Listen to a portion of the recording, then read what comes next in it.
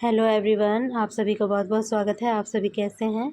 आशा करते हैं कि आप सभी अच्छे होंगे। तो आज की इस वीडियो में हम देखेंगे बाल विकास के मुख्य सिद्धांत। ठीक है, बाल विकास के हम सिद्धांतों के बारे में जानेंगे।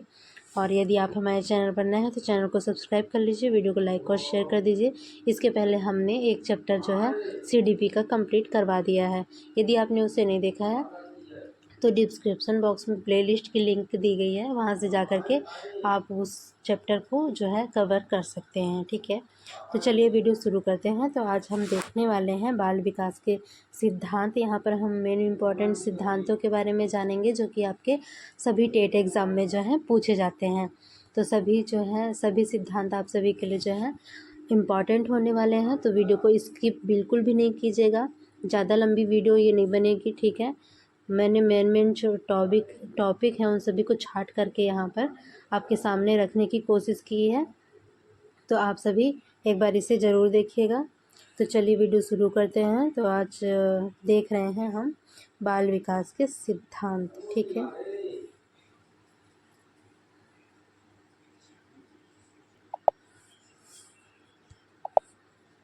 आयु के अनुसार बालकों में होने वाले शारीरिक एवं मानसिक विकास कुछ विशेष प्रकार के सिद्धांतों पर आधारित होते हैं और ये सिद्धांत क्या कहलाते हैं? बाल विकास के सिद्धांत कहलाते हैं। तो यहाँ पर बताया गया है कि जो बालकों में शारीरिक और मानसिक विकास होता है, ठीक है, वह आयु के अनुसार जो है कुछ विशेष प्रकार के सिद्धांतों पर आधारित होते हैं और इन्हीं सिद्धांतों को क्या कहा जाता है?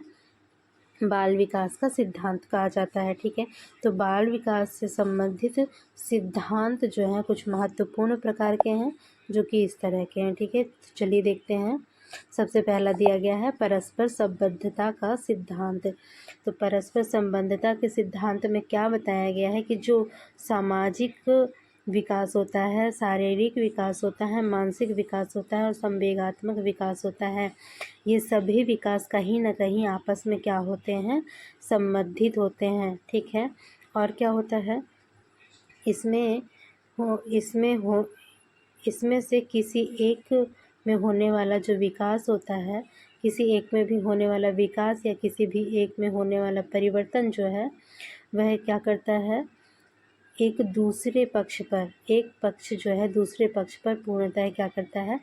प्रभाव डालता है। जैसे सामाजिक विकास है तो सामाजिक विकास आपके मानसिक विकास पर जो है प्रभाव डालता है।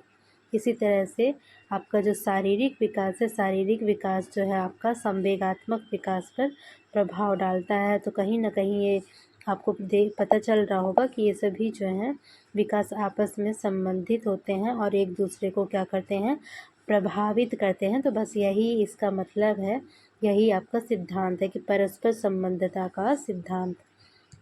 ठीक है, क्लियर हो गया होगा आप सभी को। आगे देखते हैं, नेक्स्ट देखेंगे पूर्वानुमान का सिद्धांत। पूर्वानुमान का सिद्धांत मतलब पूर्व निर्धारित। ठीक है, तो अब देख लेते हैं थोड़ा सा डिटेल यहाँ पर। एक बालक की बुद्धि और विकास की गति को देखते हुए उसके आगे बढ़ने की जो दिशा है एवं स्वरूप को क्या करते हैं? स्वरूप के विषय में जो है पूर्वानुमान जो है लगाया जा सकता है। ठीक है, पूर्व क्या करता है? क्या किया जा सकता है? पूर्वानुमान लगाया जा सकता है। मान लीजिए किसी बालक कोई दो बालक हैं। ठीक है, एक तीव्र बुद्धि बालक है और एक मंद बुद्धि बालक है। ठीक है, तो दोनों को देख करके उनके विकास का अनुमान जो है आप लगा सकते हैं, पूर्वानुमान लगा सकते हैं। तो वही बताया गया है यहाँ पर कि पूर्वानुमान का सिद्धांत क्या बताता है? एक बालक की बुद्धि और विकास की गति को देखते हुए उसके आगे बढ़ने की जो दिशा है और स्वरूप होता है उसके विषय में पूर्वानुमान किया जा सकता है।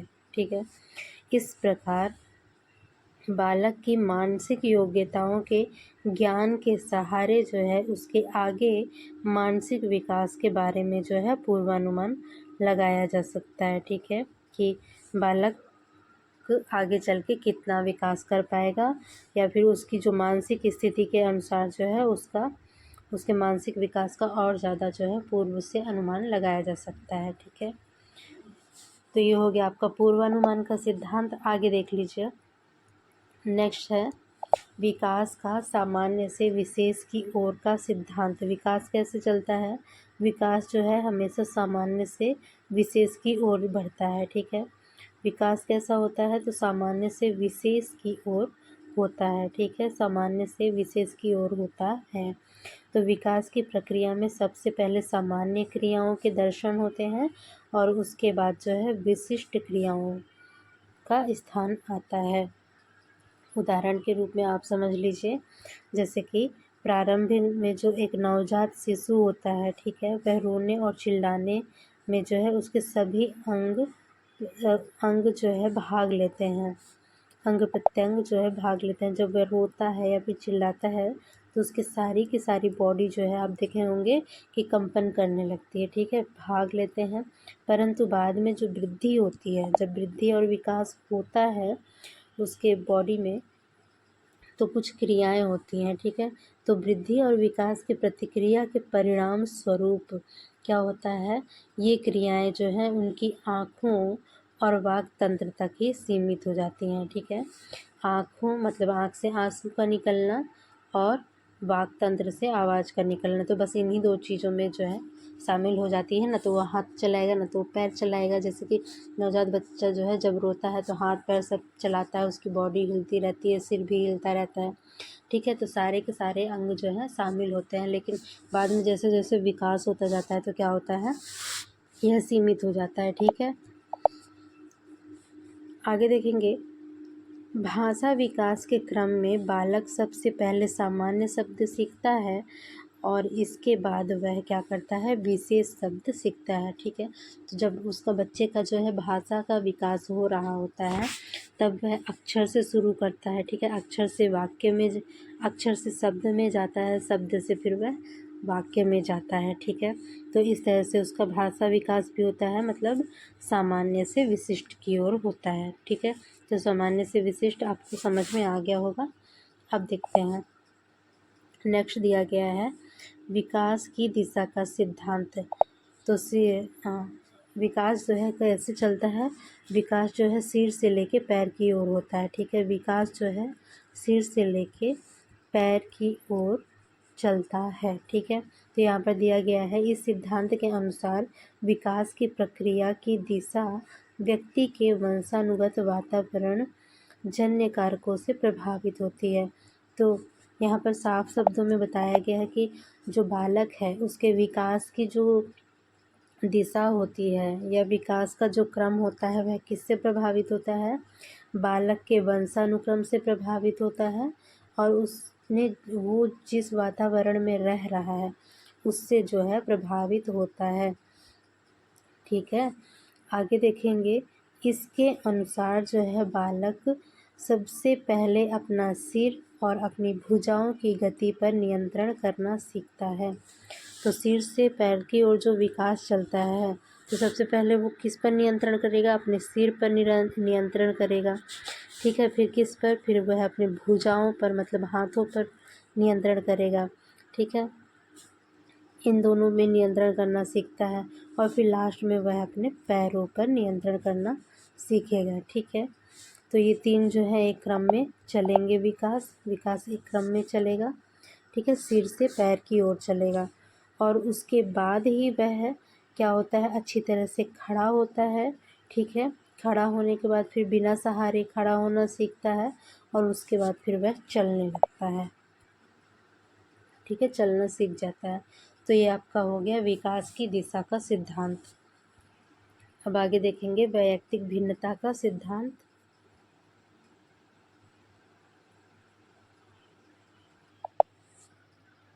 तो वैयक्तिक भिन्नता का सिद्धांत क्या बताता है कि इस सिद्धांत के अनुसार बालकों का विकास और वृद्धि जो होता है उसकी अपनी वैयक्तिकता के अनुरूप होता है, ठीक है। अपनी वैयक्तिकता के अनुरूप होता है, बालक का जो विकास होता है वे अपनी स्वाभाविक गति से ही वृद्धि और विकास के विभिन्न क्षेत्रों में आगे बढ़ते हैं, ठीक है। आगे देखते हैं, इसी कारण से उनमें जो है पर्याप्त भिन्नताएं देखने के लिए मिलती हैं। तो कहने का मतलब यहाँ पर ये है कि मान लीजिए दो व्यक्ति हैं, ठीक है, उनमें जो विकास हो रहा है तो उनमें विकास जो है अपनी ही वैयक्तिक भिन्नताओं के कारण हो रहा है, अपनी ही वैयक्तिक क्षमताओं के कारण हो रहा है, ठीक है, अपनी ही वैयक्तिक अनुरूप के कारण हो रहा है।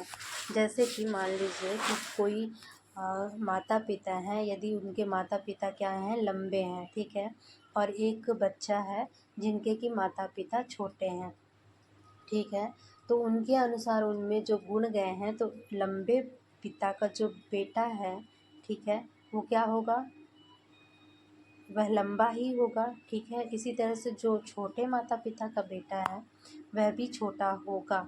कुछ हद तक ऐसा होता है कि ऐसा नियम नहीं होता है कि मतलब छोटे का छोटा ही बेटा हो, लेकिन कुछ हद तक जो मतलब हेरिडिटी बताती है तो उसके अनुसार मैं यहाँ पर बता रही हूँ, ठीक है, कि जो जनरली आप देखे होंगे कि लंबे माँ बाप का पुत्र जो है लंबा ही होता है, ठीक है।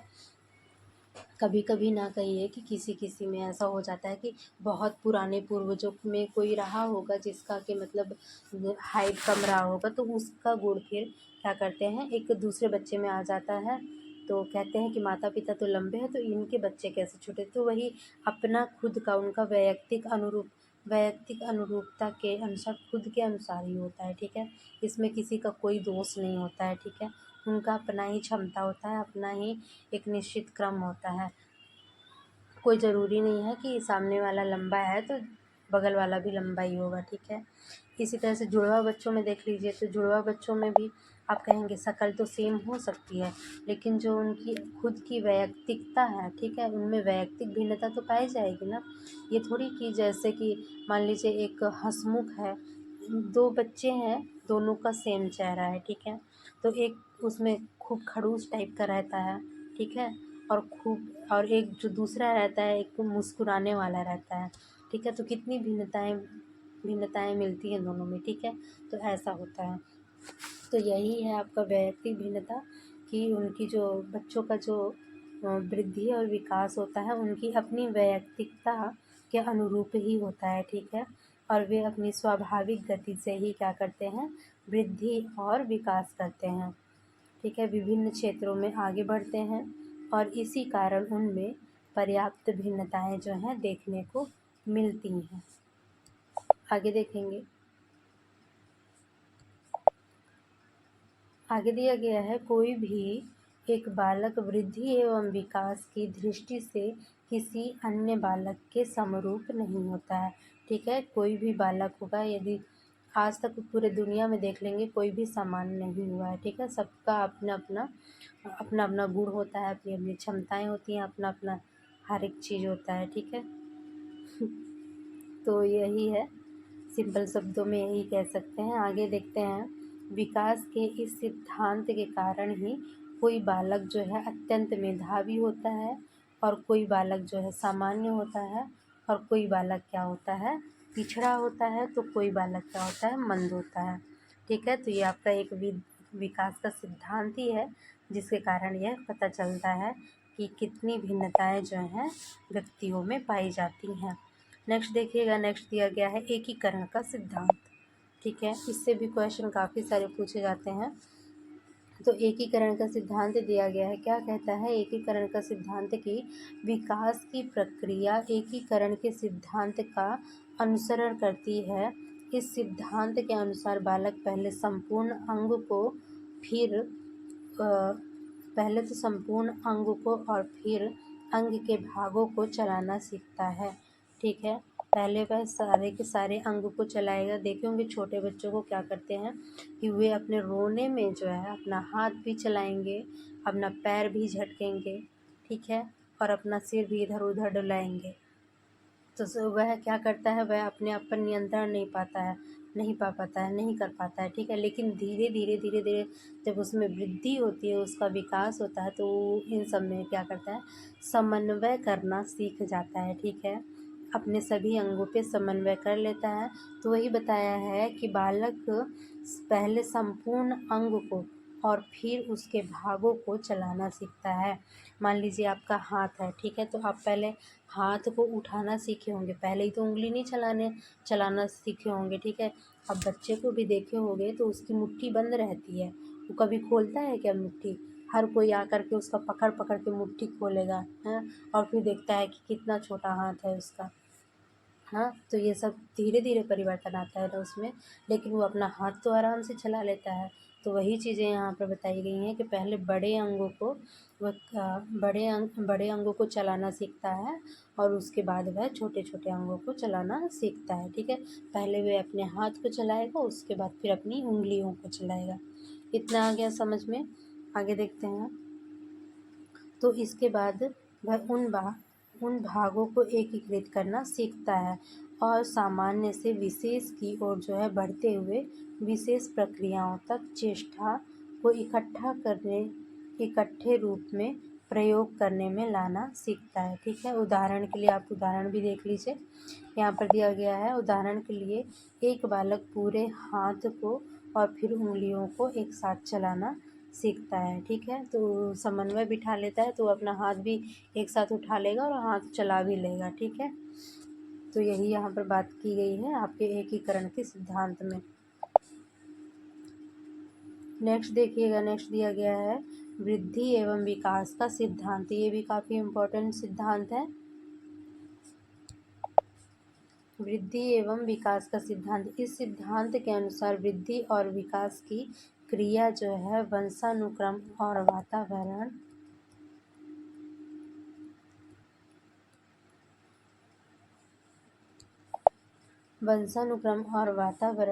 का संयुक्त परिणाम है। जो वृद्धि और विकास है, ठीक है, यह किसका परिणाम है? वृद्धि और विकास यह है बालक के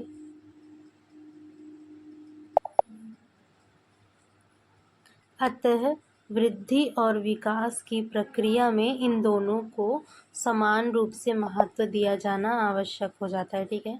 तो वृद्धि और विकास के सिद्धांत में वृद्धि और विकास के लिए जो है वंशानुक्रम और वातावरण जो है संयुक्त परिणाम होते हैं, ठीक है। वृद्धि और विकास किसका परिणाम है?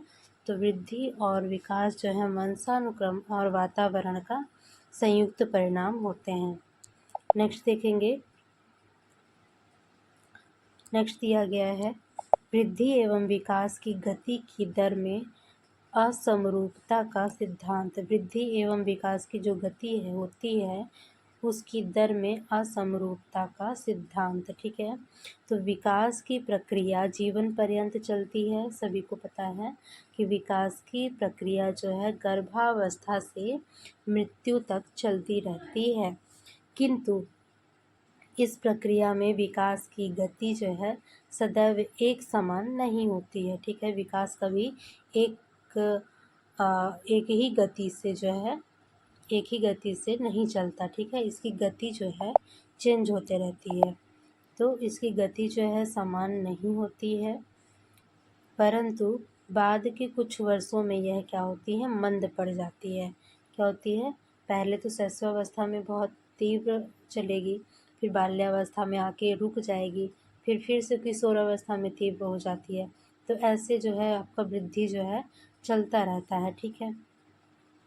तो यहाँ पर बताया गया है कि परंतु बाद के कुछ वर्षों में यह मंद पड़ जाती है। जो आपका वृद्धि और विकास है यह क्या होता है, कुछ वर्षों के बाद जो है बंद पड़ जाती है और पुनः किशोरावस्था में इसी गति से तेजी से वृद्धि होती है, ठीक है। परंतु यह अधिक समय तक नहीं बनी रहती है। इस प्रकार स्पष्ट होता है कि वृद्धि और विकास की गति में क्या होता है, उतार चढ़ाव जो है आते रहते हैं, ठीक है। वृद्धि जो है एक समय के बाद आपकी रुक जाएगी, लेकिन विकास जो है विकास जीवन पर्यंत चलता रहता है, ठीक है। किसी भी अवस्था में यह एक जैसी नहीं रहती और दोनों की जो अवस्था में जो गति रहती है, ठीक है, वृद्धि की गति और विकास की गति ये किसी भी अवस्था में एक समान नहीं रहेंगी, ठीक है, भिन्न भिन्न रहती हैं। तो ये था आपका सिद्धांत मेन बाल विकास के सिद्धांत थे और यहाँ पर आपके सारे सिद्धांत जो हैं कंप्लीट हो चुके हैं। और तो यहाँ पर आपका चैप्टर ये वाला समाप्त होता है, जो सिद्धांत वाला है, बाल विकास के सिद्धांत जो हैं तो यहाँ पे समाप्त होता है। अब हम करेंगे नेक्स्ट चैप्टर। तो जिन लोगों को भी कोई समस्या हो तो आप कमेंट बॉक्स में कमेंट करके पूछ सकते हैं, और यदि वीडियो अच्छी लगी हो तो वीडियो को लाइक कीजिएगा, शेयर कीजिएगा, चैनल को सब्सक्राइब कीजिएगा। मिलते हैं नेक्स्ट वीडियो में।